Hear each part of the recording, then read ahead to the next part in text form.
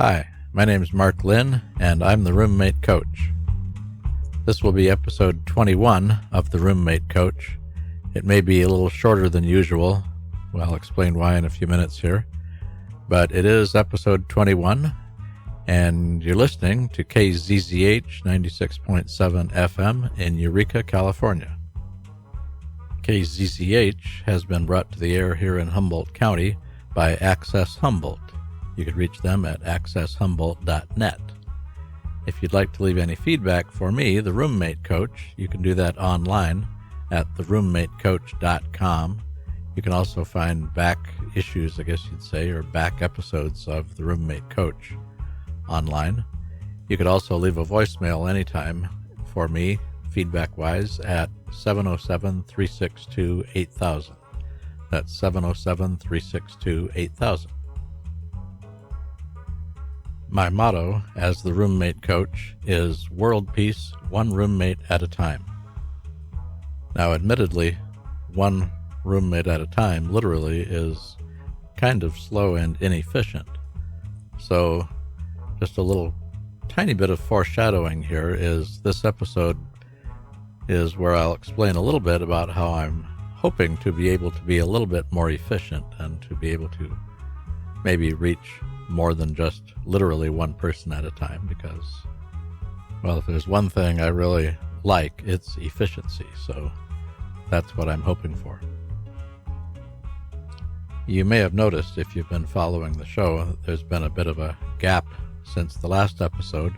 Hopefully in the near future, the frequency will get back to where it was before. I've been really doing my darndest to prepare myself for these interviews.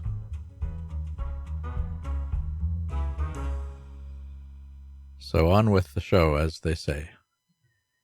When I first started out as the Roommate Coach, and with my website and my YouTube channel and now the radio show, I was entirely focused on just roommates, and really the core issue is helping roommates and anyone who lives together, showing them ways they can get along better and manage the inevitable differences and things that crop up, manage them without making things worse. That's a big part of the problem in many cases.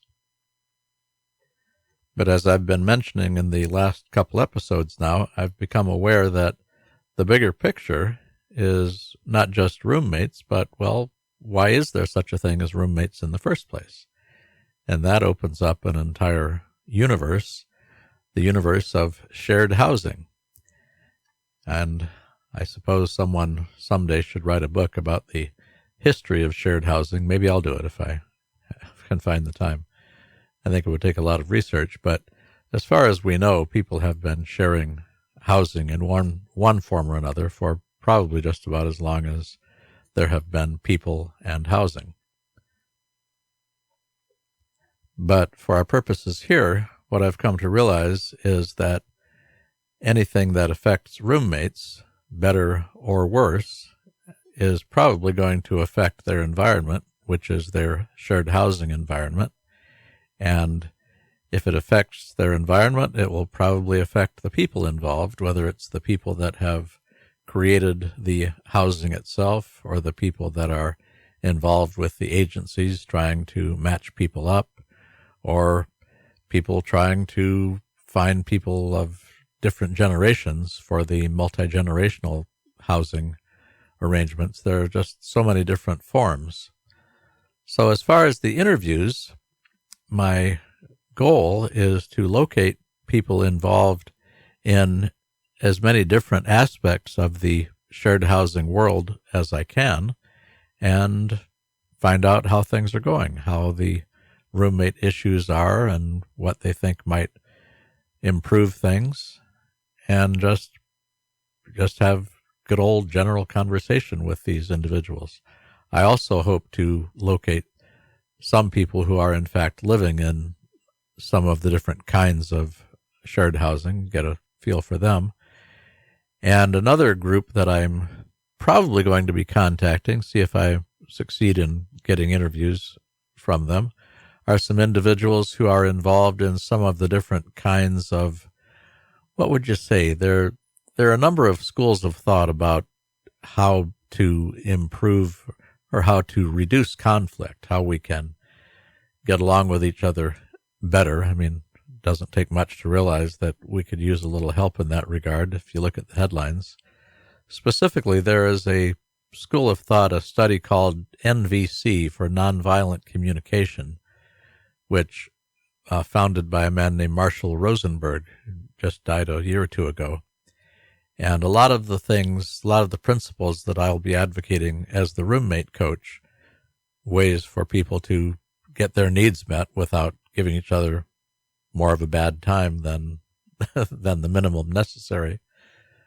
Some of the people who are involved with that movement, I hope to be able to talk to them and anything related. And basically, in short, anyone who has anything to do with roommates, whether it's the shared housing industry, that I think that'll be my main focus. But also, I hope to get as much input as I can from various people that have some ideas. And there are some very good ideas out there about how we can improve our ability to get along well with each other.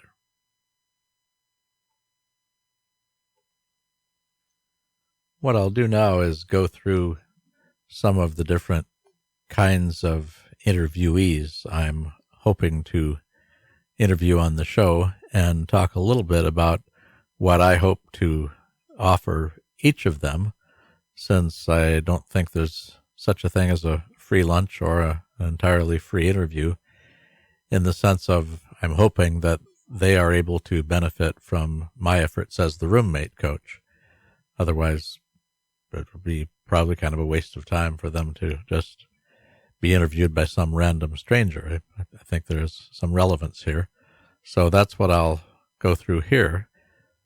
First of all, just a quick thing to point out is that all of this talk about the shared housing industry doesn't mean I'm abandoning the roommates themselves. They are still my primary target, and figuring out and sharing as many ways as possible for them to make the most out of their relationships with each other will always be my primary focus. It's just, as I've said, the shared housing is kind of an obvious, bigger and more inclusive part of the picture. But if you go to theroommatecoach.com, you'll see a fair amount of information and things that I have available for roommates in particular. I don't know if they will be my first interview or not, but one of my main targets for interviews, hopeful interviews, will be some of the operators of the various co-living operations. These are the group homes, I guess you'd say, that offer a combination of private space as well as a pretty major amount of common shared living area in a home with quite a few of the services, housekeeping and things provided as well. These have become popular in the big expensive cities like San Francisco and New York and Los Angeles. And the idea is to hopefully make at least a dent in the outrageous living expenses in those cities, but also to provide somewhat of an instant community. I think it's a great idea, and they seem to be catching on, so apparently the market is in agreement. Now, one thing I do hope to find out when I begin talking to some of these people, and I hope to talk to not only the operators and maybe even the owners if possible, but also some of the residents, some of the people that have lived there. Because the question I have is, well, just how are the inevitable things that come up between people? How does that work out? What kind of an impact does that have? As far as what I might be able to do for the co-living industry, I believe I could share with them some of the techniques and attitudes and concepts I have developed and worked out for simply getting along well. I do think that our default setting is one of peaceful and rational interaction, and that's really the first step, is challenging the notion that, well, you just can't deal with some people. That's just the way it is. I don't think that's just the way it is. I think a lot of the conflicts we have are the result of a lot of unnatural stuff that if we can take a closer look at things and maybe get out from under some of it, we can start to get along better. Well, to whatever extent I succeed in that, that will certainly help the co-living operations, because one of the big things they're promising is instant community and connections and powerful connections. And for that to happen, the people involved need to get along, and they need to be able to deal with the differences and things that come up. So that's one thing I think I can offer. The other is perhaps a bit of a directory function. I'm even thinking that if I'm able to involve some of the co-living people during my chats and interactions and perhaps online sessions with the roommates, maybe college students, there might be a bit of a kind of a finding, a kind of a marketing type function going on there, because when you're in school, learning to get along better with your roommates seems like the ideal time to begin to get a feel for what's out there in terms of places to live, some of the newer kinds of living facilities that might be a good choice once you get out, and maybe if you wind up with a good job in a big city. So maybe there is something there too, kind of a targeted directory type service. I don't know. Remains to be seen. A lot of it is just open-ended brainstorming at this point.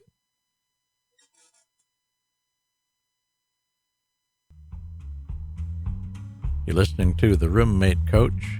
My name is Mark Lynn. I'm the Roommate Coach. This is KZZH 96.7 FM in Eureka, California. This is episode 21 of The Roommate Coach. I'm calling it About the Upcoming Interviews. I've been talking about these interviews for a while now, but the time has come for me to deliver. So my plan is for the very next episode, hopefully, to begin including some of these interviews. So in this episode today, I'm summarizing what I hope to accomplish and what I think might be some of the benefits for those willing to be interviewed. Now, if by chance you know of someone that might make a good interviewee, or if you yourself would like to consider being interviewed for whatever reason, you could contact me. Contact the Roommate Coach at theroommatecoach.com and leave the information at the feedback link, which you can reach from the homepage. I think it's under contact. And you can also leave a voicemail anytime at area 707-362-8000. And I'd like to mention that KZZH has been brought to the air here in Eureka, California by Access Humboldt. You can reach Access Humboldt at accesshumboldt.net. Okay, before I move on from the co-living industry, I just remembered one more thing I hope to discuss with them or check out when I speak to someone from that industry, is I'm kind of wondering if they anticipate the industry evolving to where there are a whole series of price levels. I mean, right now, from what I've seen, it seems like the big players, anyway, in the co-living field are fairly high-end. They seem to be targeting the fairly well-to-do, the tech workers, the people that maybe a generation or so ago we would call the yuppies.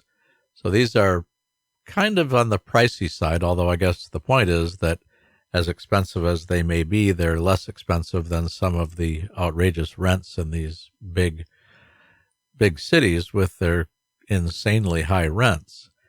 But I'm wondering if the whole co-living thing really catches on.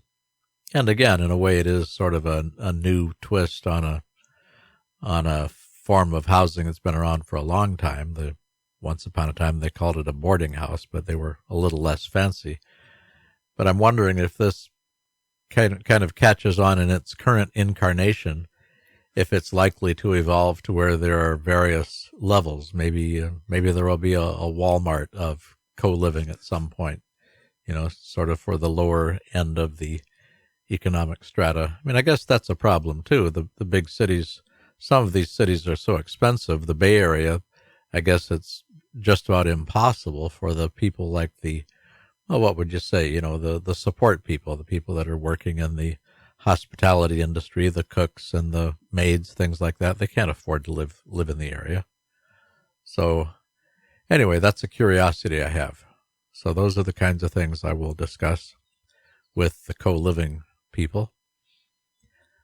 Now, there's another form of shared housing that has been around for quite some time that I've discovered recently. I've talked about it in some detail in prior episodes, but the multi-generational, which is more or less the situation that's frequently set up by some kind of social agency, social services, where an older person who wants to keep living at home, keep living in their home, they do have some space available. Maybe the kids have moved out, this type of thing. So in return for reduced rent or maybe even no rent, a younger person, perhaps a student, maybe not, but someone moves in and agrees to help out with various kinds of help around the house that maybe an older person would be more likely to be able to use. Well, I'm very curious about this. This is actually one of the first aspects of the co-housing industry that I began to learn about a few months back. In fact, it's posted on one of the YouTubes from one of the earlier shows, an interview of an outfit in France. This type of thing. In fact, the shared housing in general seems to be seems to have caught on more quickly and is more readily accepted in some ways in Europe than here, which is a larger point that I hope to discuss with the people involved. But there was a really, really nice article in France. I'll post it in this show notes, so if I can get myself to remember that. The agency in France that brings young people and old people together back there, just a lovely article that went through maybe a dozen or so case studies, case histories of people where they had done just that, where they had matched them up. Well, after reading that, I did some exploration, and I was pleasantly surprised to find that the same type thing goes on in this country, although it doesn't seem like it's all that well advertised or publicized, or maybe I'm just looking in the wrong places. But from what I can tell, most cities of any size have some kind of local agency. It's usually seems like it's involved with the city or the county social services, and they work to match up the suitable candidates, the young people and the older people. And of course, once again, I have all kinds of curiosities about this arrangement. It sounds like a great idea. I realize it's not for everybody. Not every older person wants a younger person living with them and vice versa, but that's the nice thing about big numbers. When you've got a lot of people to choose from, then there's a chance that some will in fact be in favor of something like this. And obviously that's the case because these agencies do exist and the matchups are being made. So I'm kind of wondering is how successful are they, and what is the likelihood of things working out right off the bat, and what kind of things do they have in place to avoid or at least to minimize the possibility for abuse.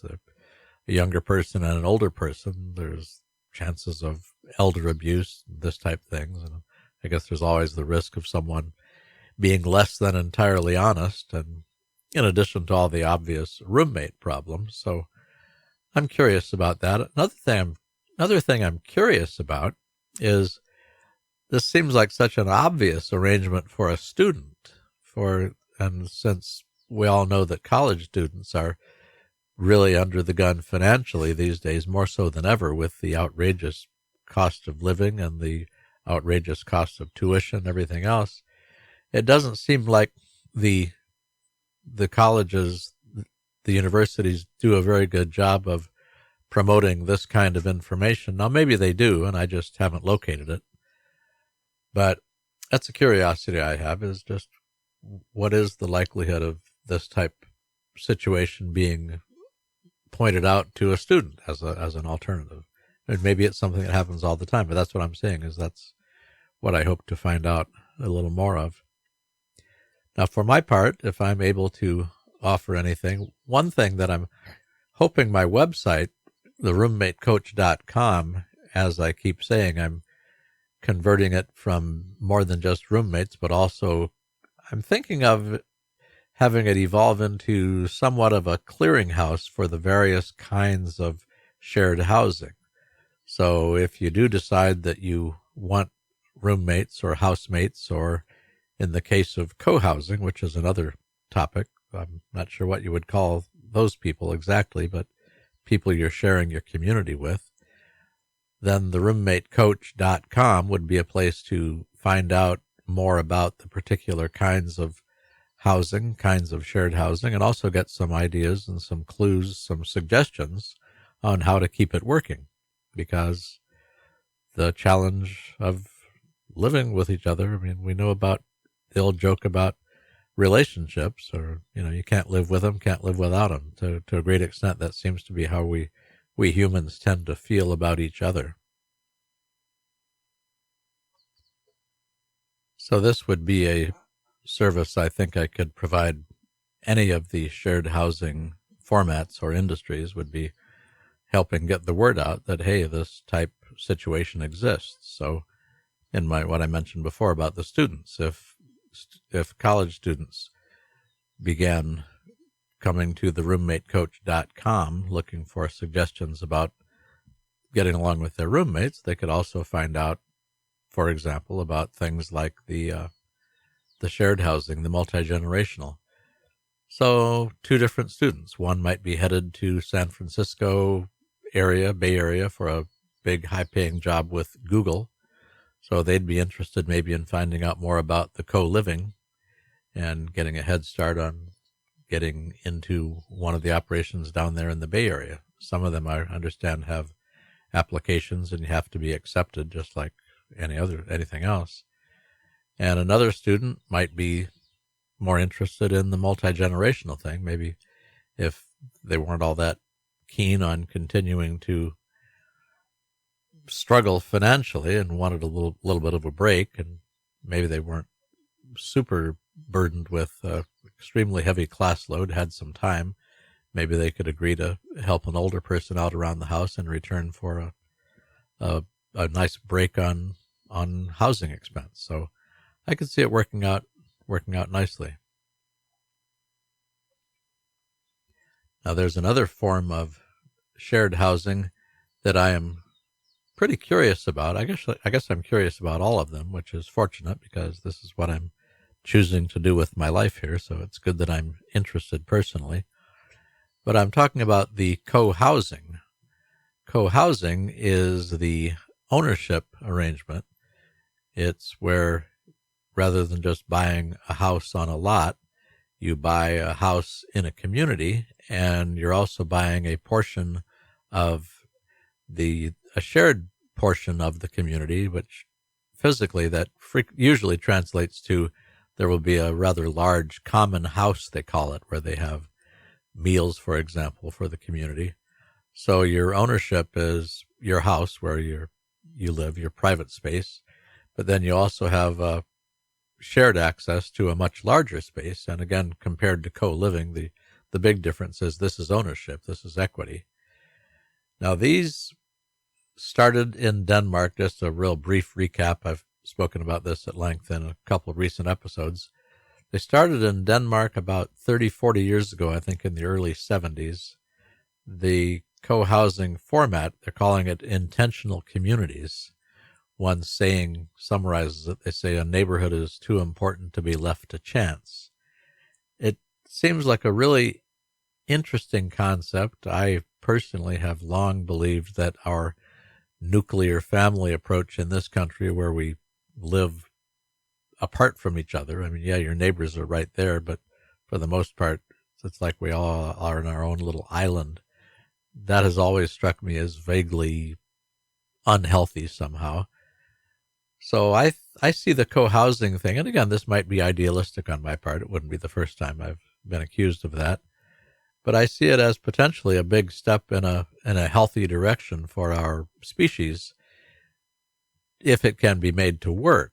Now, the interesting thing about it in this country is there's only something like a couple hundred, less than 200. I think it's 130 or so co-housing communities, and this is out of a country of 340 million people. So that'll be my first question when I start to talk to the co-housing people, whoever I can find, is what seems to be taking so long, and if any of it is the issue of, well, people are a little nervous about sharing with each other because can we get along and all that. Well, I understand that. I don't honestly know exactly what I would have to offer as the roommate coach. We're not really talking about roommates as such, but we are talking about the same issue of dealing with each other. So if maybe there are some seminars I could host, maybe there's some articles I could write, I don't know exactly. But if that is some of the reason that these co-housing arrangements are so minuscule. Now, I don't know what the proportions are. My understanding is they're catching on more quickly in Europe, but I don't know if they've become any kind of a big percentage over there either, for that matter. It may just be that we humans prefer to have our own private homes, and that's all there is to it. I mean, I'm not trying to change things here as much as understand what is already being done. But there does seem to be some segment of the population that likes the idea of having a little bit more, being a little bit more part of a real community. I think I mentioned this in the last episode that I think it was sometime after World War II that homes in this country began being built without front porches. And to me, that was kind of a bad sign because I guess in the old days, if you see the old movies of the people sitting on their front porch and saying hi to the neighbors as they walked by. So perhaps the co-housing movement is an attempt to bring some of that back, to recapture some of that. But as I say, I'm personally very interested and very much looking forward to talking to these people. I hope you find some of it interesting as well. And if it does turn out that I'm able to do anything to help with the acceptance of this type thing, or at least the interest in it, then I'm looking forward to that as well.